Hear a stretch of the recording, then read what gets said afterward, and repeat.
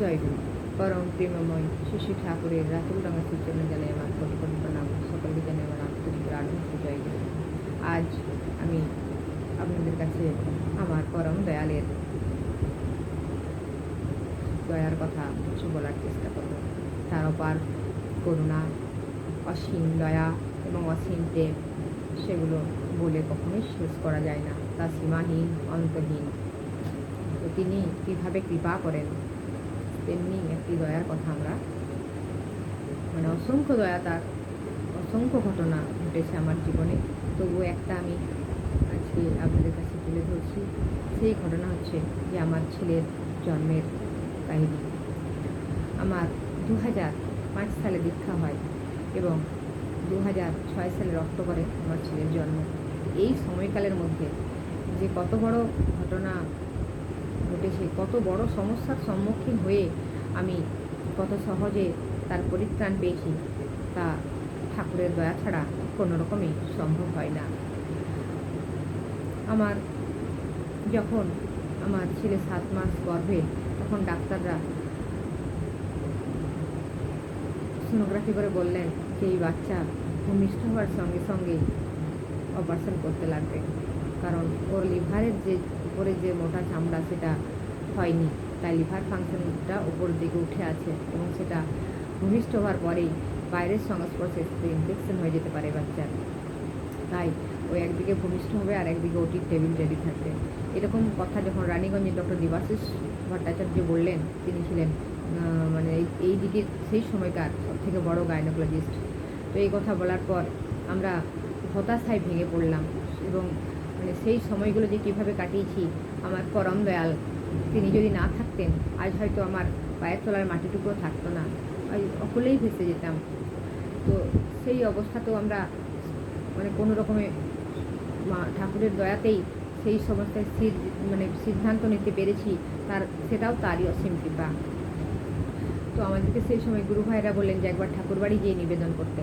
তো আমরা ঠাকুরবাড়ি গেলাম এবং সেখানে শ্রী দাদা, তিনি তখন আচার্যদেব ছিলেন, তার কাছে নিবেদন করাতে তিনি তখন আমাদের পরম পূজ্যপাদ বাবাইদা বর্তমান আচার্যদেবের কাছে পাঠালেন। তিনি বললেন ডক্টর প্রীতি সুন্দর গুরুর সাথে যোগাযোগ করতে। আমরা দ্রুতদীপ্ত হসপিটালে তার সঙ্গে যোগাযোগ করলাম এবং তিনি সমস্ত শুনে আমাকে তিনি আমাকে মেডিকেলে পরীক্ষাও করে তিনি একটা চিঠি লিখে দিলেন কলকাতা মেডিকেল কলেজে। তখন সেখানে বিক্রম সিং রাঠোর প্লাস্টিক সার্জন ছিলেন, তাকে চিঠি লিখে দিলেন। তারপরে আমরা বাড়ি ফিরে এলাম এবং সেই সময়ে কলকাতা NRS কলেজে আমাদের এক আত্মীয় থাকেন, তিনি প্রফেসর ছিলেন। তো সেটা আমরা কলকাতায় গেলাম বাচ্চা জন্মানোর 8 দিন আগে। তো সেখানে যে অ্যাডমিশন তিনি করিয়ে দিলেন। আর যেহেতু আমরা বিক্রম সিং রাঠোরের কাছে যখন গেলাম, তিনি বললেন কলকাতার NRSটা কিন্তু বাচ্চাদের ক্ষেত্রে সবথেকে ভালো, এদিকে মেডিকেল কলেজের থেকেও NRSটা ভালো, তাই বাচ্চাটা আগে ওখানে ভূমিষ্ঠ হোক, তারপর এখানে নিয়ে আসায় তার সার্জারির ব্যাপারে যেটা আছে সেটা দেখা যাবে। তো আমরা তার কথা মতো তখন আমরা ওই NRSেই অ্যাডমিশন করালেন আমার। তো আমার অ্যাডমিশন করানোর পর তার 8 দিন পর বাচ্চা ভূমিষ্ঠ হলো। তখন প্রার্থনার টাইম চলছিল বিকালে 5:10, আমার ছেলের জন্ম 5:12। ঠাকুরের প্রার্থনার টাইমেই তার জন্ম। আর ঠাকুরের নাম ছাড়া সেই সময় আর কিছু আমার মাথায় ছিল, শুধু ঠাকুরের নাম, অহরহ ঠাকুরের নাম করে যেতাম। তো ভূমিষ্ঠ হওয়ার পরে 7-8 দিন রাখার পরে ওনারা বললেন যে বাড়ি নিয়ে যান, এখন এই বেবির অপারেশন করা যাবে না। এবং সেটা মেডিকেল কলেজেও তাই বললেন যে এই অবস্থায় এত ছোট বেবির অপারেশন হবে না। একটা সিলভার এক্স মলম দিলেন এবং সেই সিলভার এক্স মলমটা লাগিয়ে পেটের চামড়াটা যাতে ঠিক হয়ে যায়। আর এই 7-8 দিন বাচ্চা শুধুই স্লাইন দিয়েছে, বাচ্চাকে কোনো খাবার টাবার কিচ্ছু খেতে দেওয়া হয়নি এবং আমার কাছেও দেওয়া হয়নি, ইনসেন্টিভ কেয়ারে ছিল। তো শুধু স্লাইন হাতে পায়ে, যখন স্লাইন টানছে না তখন ওনারা ছেড়ে দিলেন এবং বললেন বাড়ি যান, বাড়ি নিয়ে গিয়ে পরে যদি 1.5 বছর বয়স পর্যন্ত ঠিকঠাক থাকে বেবি, তখন এসে অপারেশন হবে। তো সেই ভরসাতে তারা কী জন্য সব আশা না দেখি হয়তো তারা ছেড়ে দিয়েছিলেন যে হয়তো আর কিছু করা যাবে না, সেটা তারাই জানে।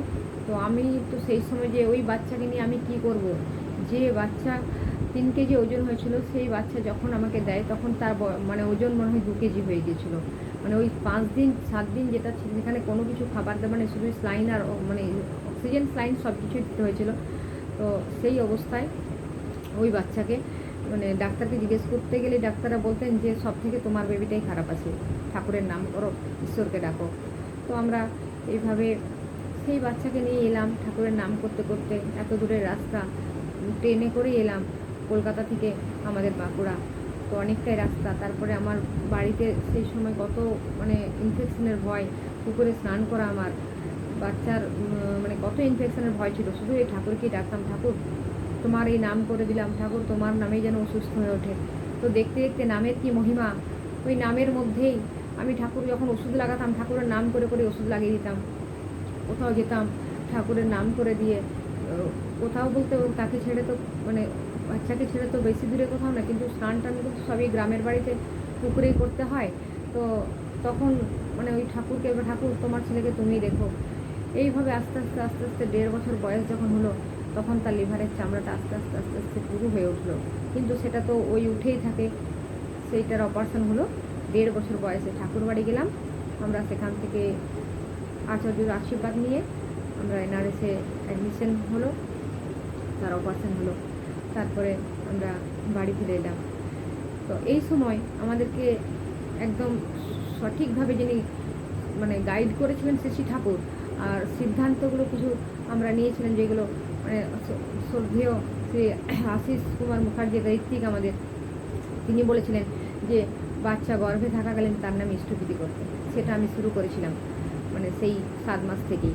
আবার তিনি বলেছিলেন যে ঠাকুর বলতেন যখন গ্রহদোষ থাকে তখন সেই গ্রহদোষ কাটানোর জন্য আমাদের সৎ ব্রাহ্মণকে লোহা দান করতে লাগে। তো সেই সময় বাঁকুড়া সোনামুখী মন্দির হচ্ছিল, সেই মন্দিরে উনি আমাদেরকে লোহা দান করার মানে লোহা দেওয়ার কথা বললেন। তো আমরা তার কথা মতো সেইগুলি পরিপালন করেছিলাম এবং তার ফলও আমরা পেয়েছি। যে বাচ্চার অপারেশনের জন্য 1 লাখ টাকার উপর খরচ হওয়ার কথা ছিল, সেই অপারেশন আমার সরকারি হসপিটালে হয়েছে। আনুষঙ্গিক যেটুকু খরচা না হলেই নয়, সেইটুকুই মাত্র হয়েছিল। তো সেই সব কিছুই পরম দয়ালের অপার করুণা, তাঁর দয়াতেই আজকে ছেলের, ঠাকুরের দয়ায় আমার ছেলে আজ হেঁটে চলে বেড়াচ্ছে। আমি মনে প্রাণে চাই, সবসময় চাই সে যেন ঠাকুরের মনের মতো হয়ে উঠুক, ঠাকুরের কাজ করে যাক। আর ঠাকুরের এই যে করুণা, ঠাকুরের এই যে দয়া, সেই দয়া আমরা তাকে কতটুকুই বা করতে পারি। তিনি বলতেন যে আমি শিবরাম চক্রবর্তী ছিল, অনুকূল চক্রবর্তী কারো 1 পয়সা ছাড়ি না। সত্যিই বাস্তবতা, আপনারা কখনোই তাকে দিয়ে থাকতে পারবেন না। আমার ছেলের অপারেশনের জন্য 1 লাখ টাকার খরচ হওয়ার কথা ছিল, খরচ বেশি 1 লাখ টাকার উপরে, কিন্তু তা কত কম খরচেই হয়ে গেছিলো। তাই তাকে আমরা কিছু দিলে তা তো নেয়নি না, বরং 100 গুণেই ফিরিয়ে দেন, বরং তো তার থেকেও বেশি ফিরিয়ে দেন আমাদেরকে। তো আমার সেই উপলব্ধি, আমি তার দয়ার কথা সব সময় পাই, দয়ার আশীর্বাদ, তার দয়া সব সময় অনুভব করি। আর তার এই দয়ার কথা বলার জন্যই আমার এই ছোট্ট প্রয়াস। সকলেই সুস্থ থাকুন, ভালো থাকুন। জয় গুরু, বন্দে পুরুষোত্তম।